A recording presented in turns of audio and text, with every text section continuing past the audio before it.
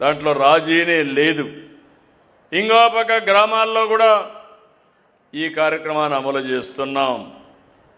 ఇంకో పక్క 10,870 ఘన వ్యర్థాల ప్రాసెసింగ్ కేంద్రాలు ఏర్పాటు చేశాం.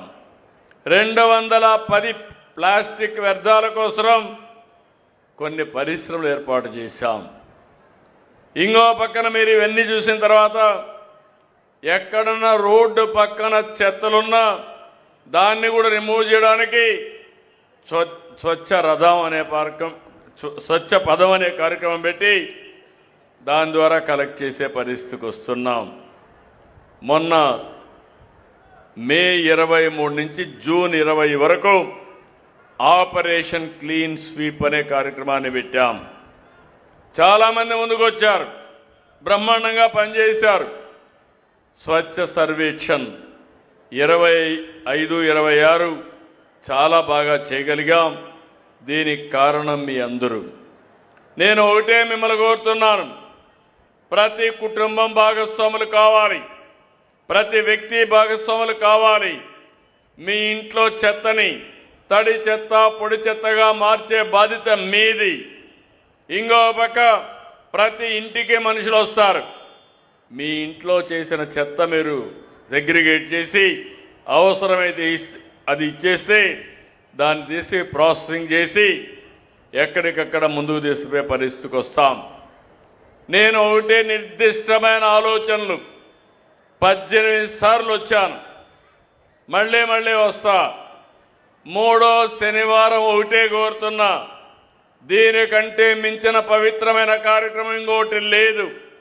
ఇప్పుడే మనం ప్రతిజ్ఞ చేశాం, 3వ శనివారం కనీసం ఒక 2-3 గంటలు మీరు మనసు పెట్టండి, ఒకసారి ఆలోచించండి, 10 మందికి చెప్పండి.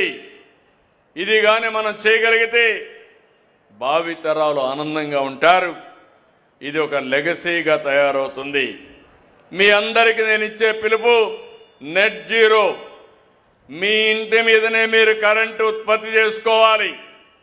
మీ ఇంట్లో వచ్చే చెత్తని పొడి చెత్త తడి చెత్తగా తయారు చేసి తడి చెత్తని కాంపోస్ట్గా తయారు చేసుకోవాలి.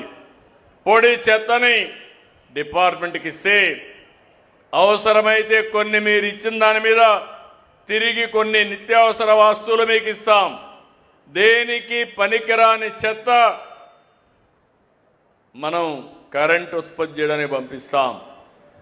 ఇంకో పక్కన భవిష్యత్తులో కార్బన్ న్యూట్రల్ అని మాట్లాడుతున్నా. నేను స్కూల్లో కానీ కాలేజీల్లో కానీ గ్రామాల్లో కానీ మున్సిపాలిటీస్ కానీ ఎక్కడైనా సరే ముందు నెట్ జీరో. మన ఇంట్లో చెత్తని మనం కన్వర్ట్ చేయడం. మన ఇంటి మీద పడిన వర్షం ఈ సంవత్సరం అయితే వర్షాలు కూడా లేవు, అది కూడా నేను వస్తాను. ఆ నీళ్లు భూగర్భ జలాలుగా మార్చుకోవడం. 3వది అందరం కూడా ఆలోచించాల్సింది మన ఇంటిపైనే కరెంటు తయారు చేసుకోవడం. ఇది తయారు చేసుకోగలిగితే ఎక్కడా లేనటువంటి వెసులుబాటు వస్తుంది. ఈరోజు మీరు ఒక్కసారి ఆలోచించండి, ఎగ్జాక్ట్గా 12 సంవత్సరాల కంటే ముందు కృష్ణా డెల్టాకు నీళ్లు వచ్చేటివి కాదు. ఆ రోజు నేను ఆలోచించాను, కృష్ణా డెల్టాని కాపాడుకోవాలి. ఒక చరిత్ర ఉన్న డెల్టా కృష్ణా డెల్టా. అంతేకాకుండా దేశానికి అన్నపూర్ణగా దేశానికి అన్నం పెట్టిన స్థలం ఈ కృష్ణా జిల్లా. ఎంతో మంది యుగ పురుషులు పుట్టిన గడ్డ ఈ కృష్ణా జిల్లా. ఎన్టీ రామారావు గారు మొదలుకొని పక్కనే అక్కనే నాగేశ్వరం మొదలుకొని ఘంటసాల మొదలుకొని ఇంకో పక్క పట్టాభి సీతారామయ్య గారు మొదలుకొని ఆంధ్ర బ్యాంక్ పెట్టిన వ్యక్తిని మొదలుకొని చాలామంది కవులు యాక్టర్లు కోటీశ్వరులు పుట్టిన గడ్డ. దీనికి కారణం ఏంటి? మొట్టమొదటిసారిగా నీళ్లు వచ్చాయి. నీళ్లు నాగరికత నేర్పింది. దాని మీద బాగా చదువుకున్నారు, దేశ విదేశాలకు వెళ్ళారు, అన్ని రంగాల్లో రాణించారు. అలాంటి గడ్డకు నీళ్లు లేకపోతే నేను ఒకటే ఆలోచించి 12 నెలల్లో పట్టిసీమ పూర్తి చేసి కృష్ణా జిల్లాకు నీళ్లు తీసుకొచ్చాను. ఈ సంవత్సరం 48% వర్షాభావం. ఆల్మట్టికి నీళ్లు రాలేదు, నారాయణపూర్కి రాలేదు. కానీ కృష్ణా డెల్టా కాపాడుతున్నామంటే ఆ రోజు చూపించిన దూరదృష్టి కారణమని మరొకసారి మీ అందరికీ విజ్ఞప్తి చేస్తున్నా.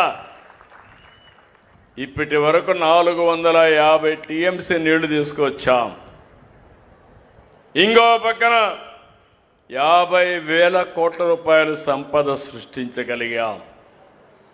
ఆ రోజు నన్ను చాలా మంది విమర్శించారు, మీరు చేయడానికి వీల్లేదన్నారు. నేను ఒకటే చెప్పాను, ఎవరు ఎన్ని విధాల అడ్డుపడినా కృష్ణా డెల్టాను కాపాడుతా, పట్టిసీమ పూర్తి చేస్తానని పట్టుదలతో పూర్తి చేసి మిమ్మల్ని కాపాడుకున్నాం. ఇంకొక పక్క పోలవరం ముమ్మరంగా పనులు అవుతున్నాయి. 2027 మార్చికి పోలవరాన్ని పూర్తి చేసి జాతికి అంకితం చేసే బాధ్యత కూడా మేము తీసుకుంటాం. ఇది ఒక గేమ్ చేంజర్. పోలవరం ఆంధ్రప్రదేశ్కు జీవనాడి. అక్కడ నీళ్లన్నీ కూడా గ్రావిటీతో వస్తాయి. 2 పుణ్య నదులు కలుస్తాయి, గోదావరి, కృష్ణ. నా ఆలోచన వంశధార నుంచి పెన్నా వరకు కలపాలని అన్ని నదులు అనుసంధానం చేసి కరువు అనే మాట లేకుండా చేయడం కోసం ముందుకు పోతున్నాం. అయితే ఇక్కడ మీరు ఒక విషయం గుర్తుపెట్టుకోవాలి, ఎంత చేసినా ఈ ఊరిలో పడే వర్షపు నీరుని భూగర్భ జలాలుగా మార్చకుండా సముద్రంలో పంపించి ఎక్కడో శ్రీశైలం నుంచి లేకుంటే ఉత్తర భారతదేశం నుంచి మీరు నీళ్లు తినంటే ఇది భగీరథ ప్రయత్నం అవుతుంది.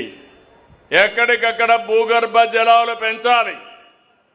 3 మీటర్లు 8 మీటర్లో ఉండాలి. ఆ నీళ్లే మనం వాడుకోవాలి. కరువు లేకుండా దూరదృష్టితో నదులు అనుసంధానం చేసుకుంటే ఇబ్బంది ఉండదు. ఈ రోజు కానీ మనం కానీ ఇది చేయకపోయింటే ఇక్కడ రొయ్యల ఉత్పత్తి లేదు. ఆ విషయం మీరు గుర్తుపెట్టుకోవాలి. మంచి నీళ్లు వచ్చాయి, రొయ్యల ఉత్పత్తి కూడా బాగా పెరిగే పరిస్థితికి వచ్చింది. ఇప్పుడే రాము గారు చెప్పిన 48% జిఎస్డిపి కాంట్రిబ్యూషన్ రొయ్యల ద్వారా వచ్చిందంటే అది ఇక్కడ ప్రత్యేకత అని చెప్పి కూడా నేను మీకు తెలియజేస్తున్నా. ఈ సంవత్సరం ప్రపంచం అంతా కూడా ఈ యొక్క యుద్ధం వల్ల పరిస్థితులన్నీ అతలాకుతలమైనాయి, లాజిస్టిక్స్ డిస్టర్బ్ అయినాయి. మన ష్రింపుకు ధర తగ్గే పరిస్థితి వచ్చింది. ఇంకో పక్క చూస్తే మనం వాడే ఫీడ్, ఫిష్ ఆయిల్ కానీ సోయాబీన్ మిల్ కానీ ఇవన్నీ కూడా ఎగుమతి అయిపోవడం, దిగుమతి చేయకుండా పోవడం, దీనివల్ల కూడా రేట్లు పెరిగి చాలామంది ఇబ్బంది పడే పరిస్థితి వచ్చారు. మొన్నే పీయూష్ గోయల్ గారితో మాట్లాడాం, నిన్నే నిర్మలా సీతారామన్తో మాట్లాడాం. ఎట్టి పరిస్థితుల్లో ఈ ప్రాంతంలో ఉండే ఏకైక ఇండస్ట్రీ అక్వాకల్చర్. రైతాంగాన్ని లాభసాటిగా ముందుకు తీసుకుపోయేది ఈ యొక్క అక్వాకల్చర్. అందుకే ఇవన్నీ కూడా కాపాడతాం.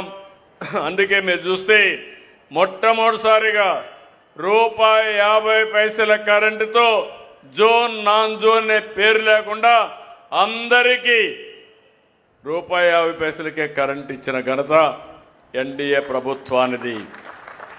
ఇప్పుడే ఒక మాట చెప్పాడు రాము గారు, ఊరల్లో చైతన్యం తీసుకొస్తాం.